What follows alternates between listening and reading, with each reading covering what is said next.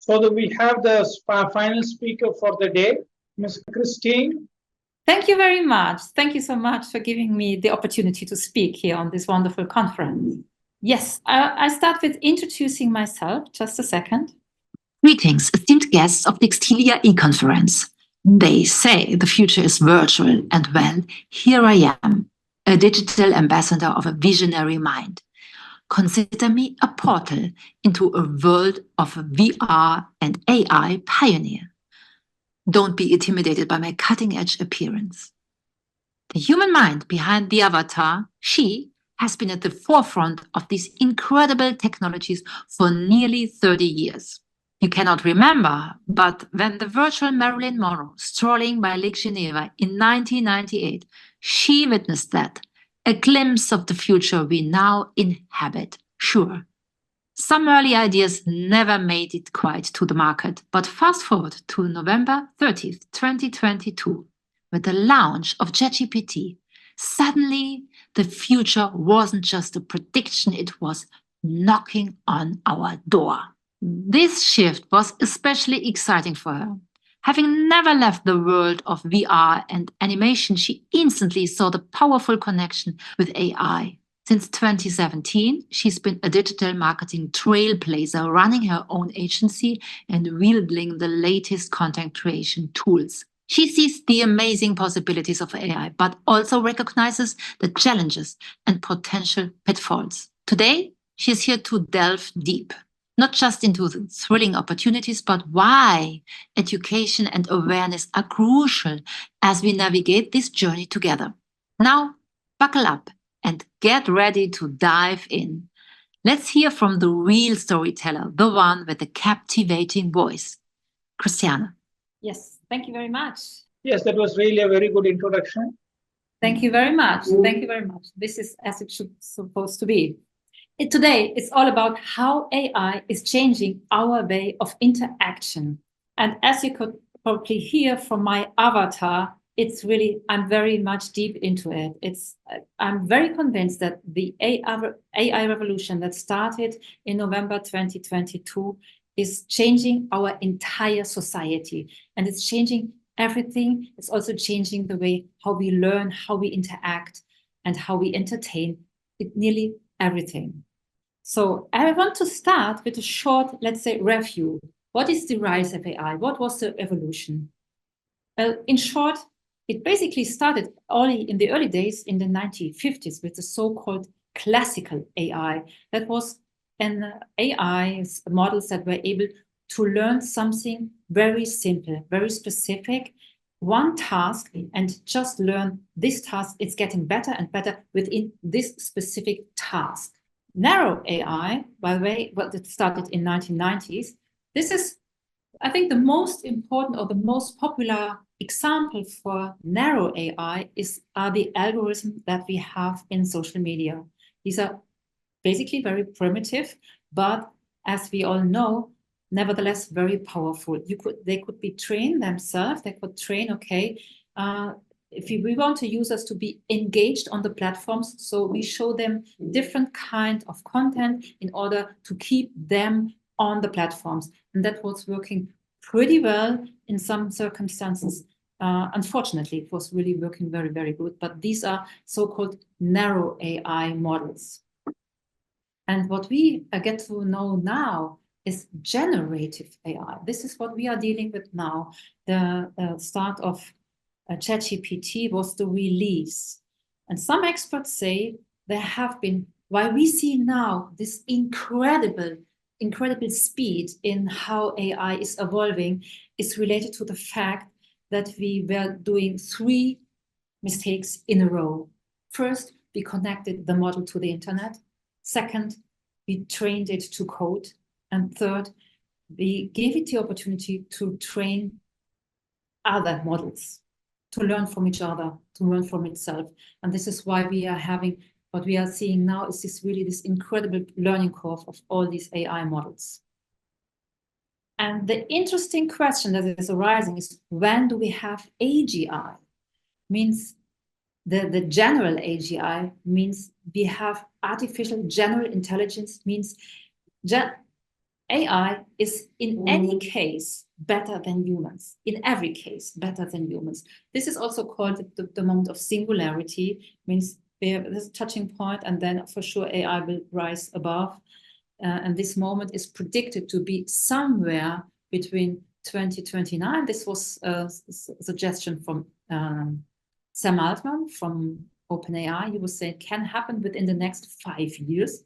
I think it would be very scary because we are all not prepared for that. Ray Kurzweil, who's very precise in his prediction, is very well known for his precision in predicting technology meeting the market. And he's saying it will appear around 2045. So somewhere within this window, we have to be prepared for this moment when AGI is really come to humanity. So what I want to say, but let's go back to what is happening now. What is the current situation? By 2026, 90% of all online content will be AI generated. This is a number, isn't it? And there are some questions appearing. I mean, we does not need to be disturbed by the fact, but imagine this. ChatGPT and its users are currently generating more text than has ever appeared in every physical book ever written every 2 weeks. Can you imagine that? Can you imagine this amount of content that is generated on a daily basis? This is something we have never, ever seen before. This is completely new to all of us. And in the time of this colossal content generation, there's a question arising. Do we need to know whether content is AI generated or human generated? Do we really need to know that? I mean, I don't know how about you. Are you caring about if good content is AI generated or human generated? Or do you say, I don't care? If you talk to any kind of a service bot, do you want to know whether you talk to a human or to an AI? This is an open question. But there are some fields where it really matters. For example, in academic education, I've talked to professors and they were saying oral examinations in university will increase significantly. Of course, this will be the only way to really test the knowledge of the students. This is something I want to share a little story about this fact, because there was a friend of mine was reaching out to me saying, Christiane, you are so skilled with this ChatGPT. Won't you write the thesis, the excerpt for being, I want to apply for a PhD program, and in order to get this, that they really allow me to write this, I need to have a 30-page thesis, kind of an excerpt. And I was saying, come on, I'm not interested in this field and I'm a completely layman. I have no idea about this field. But he was really insisting, saying, come on, give it a try. So I did. And as always, I don't just type in, come on, write me a 30-page excerpt about this topic. I never do like this. I really train the model first. First of all, I put in a lot of information and say, just intake this information and confirm with read when read. Of course, the bot is not reading, but it's just for me to know that it's the fact getting of just intaking information. And so I went on and on with the specific papers that I had. Some of them needed to be scanned prior to putting in. And after finishing that, then we started. And then I have a specific procedure. I say, okay, now we need, give me the structure, and then give me a 2-column table. On the left-hand side, put all the structured points, and on the right hand, give me that prompt that you need in order to execute the best academic text that can be written in this field. And this is a very simple procedure that I followed up. After 2.5 days, I finished with this paper of 30 pages. And it was sent out to a very, really, I'm not exaggerating when I say it's a very renowned German university, and it was accepted. And I would bet, if I would go to this professor and say, do you think such a thing is possible, doing that with AI? I bet they would have said, no, it's not possible. But it was. He got really, he's now can go with his PhD examination. And they asked me if I would like to write the entire thesis, offered me really a good bunch of money, but I rejected. I said, oh, no, I don't want to focus so deep in a topic that I'm not interested in. I'm interested in AI. So this was really a funny story. I think people are very impressed by that, what of the capabilities of a chatbot as ChatGPT. In schools, learning will also be different. We focus more on understanding and really connections and less than content testing. This is very crucial. I think the entire way of learning and really testing the knowledge of the pupils will change entirely. In media, there's something interesting. I think most of the people are a little bit as me. I'm not interested if the journalist itself has written the text, if it's well structured and it's a good research. I don't care if it's really original of that specific journalist, or if he had the help of an AI, I don't care. But what I definitely want to know is when it comes to images and videos. This is something completely different. I definitely want to know, are they originally or aren't they? Well, this is a completely different point. And another thing is, how can we distinguish fake content from original content? We've heard that 90% will be AI generated in the coming years. So how can we distinguish? I want to show you this example because this was, I think for most of us, it was very, very surprising that this image, maybe some of you have already seen it, it actually won an award in photography. Boris Eldagson, he's the let's say the producer. It's not a photographer, because after he has won this competition, he revealed that this entire image was AI generated. And he's put in this quote from him: "Don't be afraid of the future. It will just be more obvious than our mind always created the world that makes it suffer." I think this is a very interesting quote. And AI has, in many, many cases, surprised us with the creativity. We were not expecting to have such an image, don't we? Now, I think most of you will agree that we were not expecting something like this. So it's hard to distinguish whether this is an original or is it really AI generated. And sometimes we really need to know. Historical tools in the early days of the internet, it was normal for us to have firewalls, antivirus software, email spam filters, and phishing detectors. It's something that is, I think, today it's completely basic to have those tools integrated on our internet.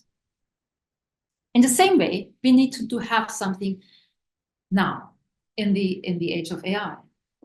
We need to implement blockchain verification that are really, this is something where this is an entirely new field of the blockchain, but this is something that makes completely sense, because with this, if you have immutable records for content, ensuring transparency and traceability. You can have advanced AI detection, algorithm that detects patterns typical for AI generated content. And with that, identifying fake information. We have digital watermarking, means we can trace content origins and document modification for transparency. And on the most, let's say on the highest level, it's the so-called tamper-proof security. There are services, they really say really down to the pixel, even at the pixel level, it's detectable if something was really manipulated.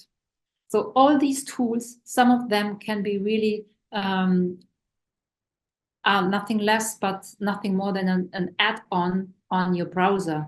Then you can really very easy to handle. And I think this is going to be a standard. It should be a standard for everybody who's on the internet, and to be able to actually verify whether I see a content that is AI generated or not. This is the first thing I wanted to know. And I mean, it's not that serious if I see a beautiful image, but if I see dark smokes coming out of the White House, I want to definitely know that this is a fake, yeah?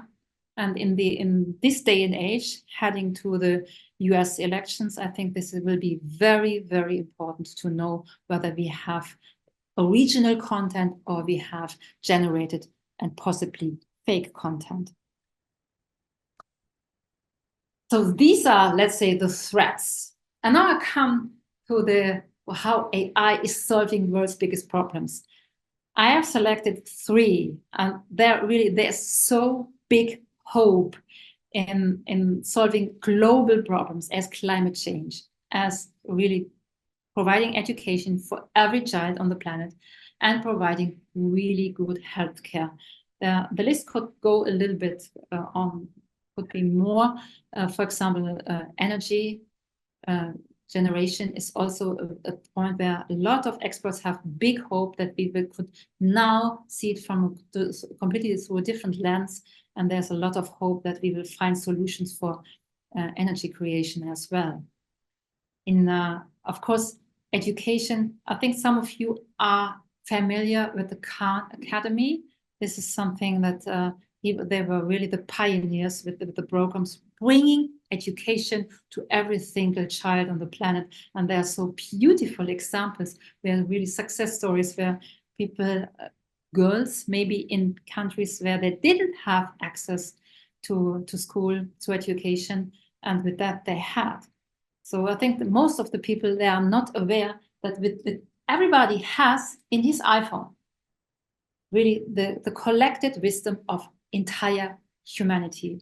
I'm not exaggerating, but this is really with such a little gadget, we have access to so much knowledge. It's accumulated knowledge of the entire humanity. This is incredible and has never ever happened in the human history before. These are incredible opportunities, and I'm very much driven by the fact that a lot of people are not aware of it and they don't use it. And with AI, we have so much more possibilities really to enhance our knowledge and to go really much, much further with what we can have within one lifespan. I took one example. I don't want to go in all these examples, but in terms of healthcare, I would like to share something that was impressing me and even putting a little bit a smile on my face. Maybe some of you have heard about this study. There was a comparing study. They compared basically physicians and AI chatbots, and took a collection of questions that have been asked on Reddit, yeah, all around health. And there was very impressive results. The experts favored ChatGPT answers in 90% of cases and rated them as higher quality and more, and this is the very surprising thing, more empathic than the doctor's answers. In addition, ChatGPT responses were significantly longer than the doctors. Those from the doctors were in average 52 words, and those from the bots 211. And I mean, this is really, they were not just more precise, that everybody who wants to go in depth within this study, I share it with the slideshow. Everybody can reach out to me with an email, and I will share it happily with all the listeners, because I think this is worth to go a little bit deeper into this study, as isn't that interesting that they were much faster in diagnosing really the right disease, so the accuracy was much higher, and they were more empathic. Now, this was for me so astounding, and I think for all the others, for maybe also people in the audience who are in that field, would say, okay, this is really incredible. Yeah, as you can see, I'm very much, I overrate I see there are much more opportunities than challenges. I definitely think AI can help us in becoming better at being human, because we've been surprised by the fact that AI is definitely creating. It's creative in writing poems. It's creative in making wonderful images. It's creative in writing poems. And now we are at the brink of having videos. I think this is getting even more exciting to have all those wonderful videos that we can generate them within a blink of an eye. And there's a wonderful another quote: with AI, humanity can finally take a break from survival. Isn't that nice? I mean, this is really, maybe again, some of you think it's exaggerating, but isn't it? We can solve a lot of problems. We can have much better ways of interacting with each other, and we can definitely step back from this threat of surviving. And this is bearing so much hope. Yes. Now I want to open up for questions. I see some in the chat. There are some comments in the chat. I would like to know what's up. Is it right? I cannot see that. Can somebody? Why I cannot see? I can't see the chat. Somebody help me here. I would love to see that.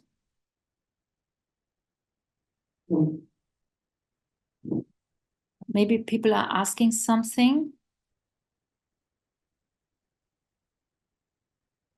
I cannot see it. Very insightful presentation. Thank you. Key takeaway for me, focus should be positive impact on learning, not content scrutiny. Yes, we need the certificate as a requirement for graduation. Absolutely. To what extent is AI assisted research accepting? This is a good question. This is actually a very good question. And the answer is, I don't know. Sorry. I don't know. I was asking myself, if somebody would ask me, for example, in this excerpt for applying to this PhD thesis, I mean, I did a research, of course. And if somebody would ask me, was this 30 pages paper, was it AI generated or was it human generated? I would say, you cannot tell. It was a merge. It was a merge of both of us. And if you wouldn't have skills as I have, you would never come to that outcome. On the other hand, I would never ever come to that outcome within 2.5 days without ChatGPT. So it's a merge. But the question is, I mean, if it would be allowed to work like this, I mean, it's obvious that everybody is using it, also in the academic field. But this is really something we need to figure out. Okay, something. I think AI will make human not to work. I wonder how will humans survive? Yeah, I mean, AGI, the universal general income is something that is discussed very, very openly, and it seems to be that there will be the solution. And the next question is, but where should that come from? I mean, let's do it like, think about it. For example, NVIDIA, I think you know the company who is building the processors, the chips that most of the AI is working on. They are the only company in the entire, I think, in the history since the Industrial Revolution, they increased their wealth, their worth. The worth of the company was within 1 year time frame increased from $1 trillion to $2 trillion. I mean, this is something, right? Another story I want to share is there's a German company, maybe some of you, it's a fintech company. It is Klarna. They are the one when you do online shopping and they want to buy an invoice, then they are the one who are involved.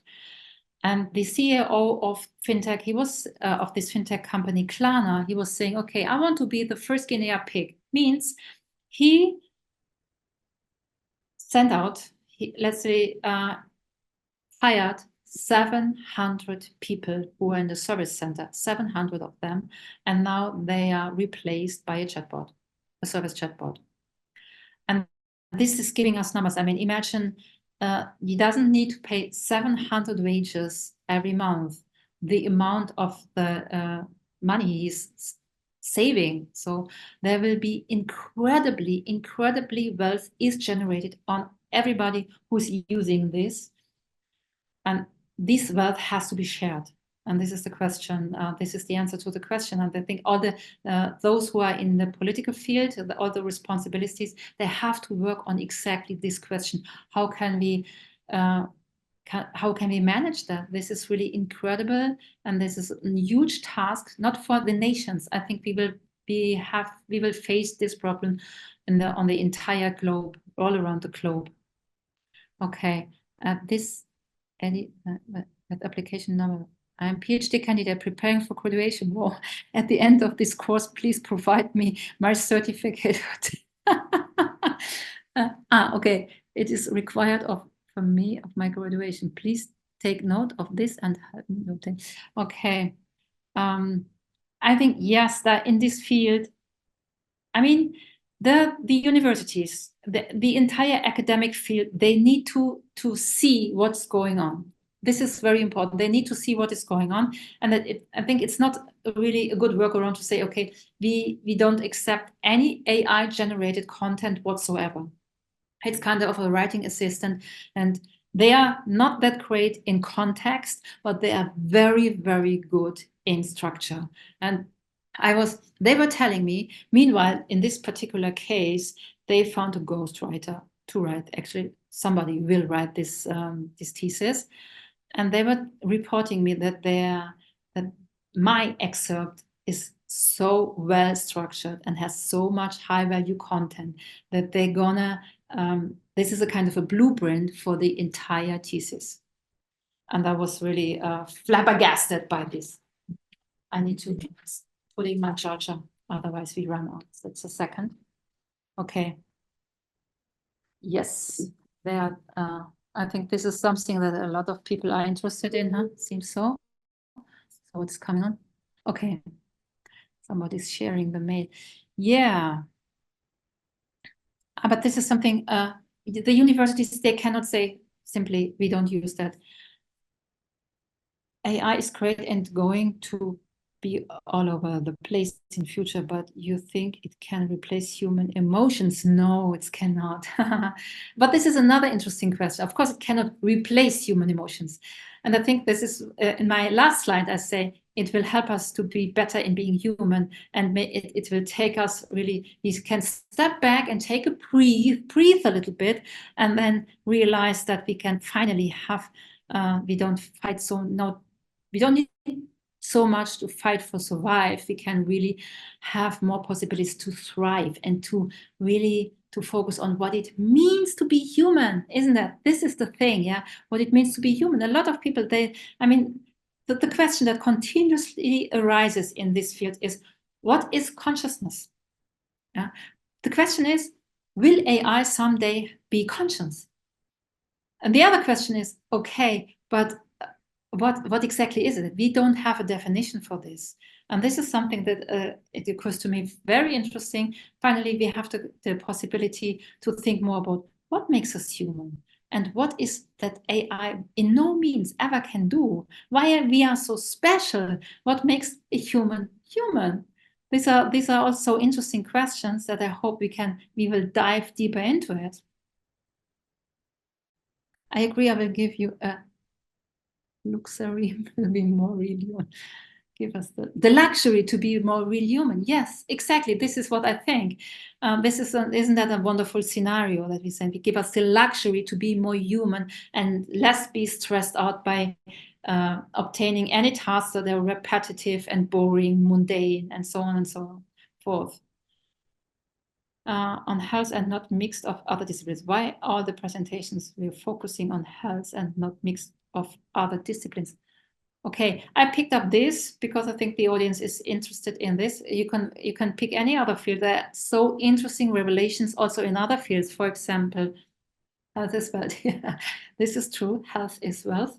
And I like this example so much because this is just really my personal impression that a lot of physicians are a little bit arrogant and a little bit, I think, not all of them really likes their patients. And so this result was reflecting this impression so much. Okay. You're sending me a lot of personal information here. I think some of you want to reach out to me because of this thesis that I have, or let's say this excerpt that I have written in order to be, that this person could undergo to the PhD program. Yeah. I mean, I think the responsibilities from Texila, sorry for misspelling, Texila, they're gonna provide all of this to everybody who has really listened to the presentations, has also access to the slides and any further information, and I will happily share that. I did it with ChatGPT 4.0. Meanwhile, we have, since yesterday, there's a release of the new 4.0, with what is completely free for everybody, and even better, I tested it. So it is over. Okay. Okay, it's all for town, for center. Okay. Anyway, this is it. If you don't have any further questions, I think we hand over to the organizer, right? To the host. Yes. Thank you, Christina, for the wonderful presentation and taking up questions and explaining them in detail. Thank you for the, yes? Most of them, they want to be sure that they have access to any further information, and I think that will be organized by Texila, right? Yes. What they mention as TAU is Texila American University. So of course, the students will be provided with the certificates as per the norms, which has been indicated to them. So it's okay. Thank you, Christiane, for the wonderful presentation on AI. It was eye-opening and it was so exciting. Thank you. Thank you very much for having me. Thank you very much. Bye. Bye.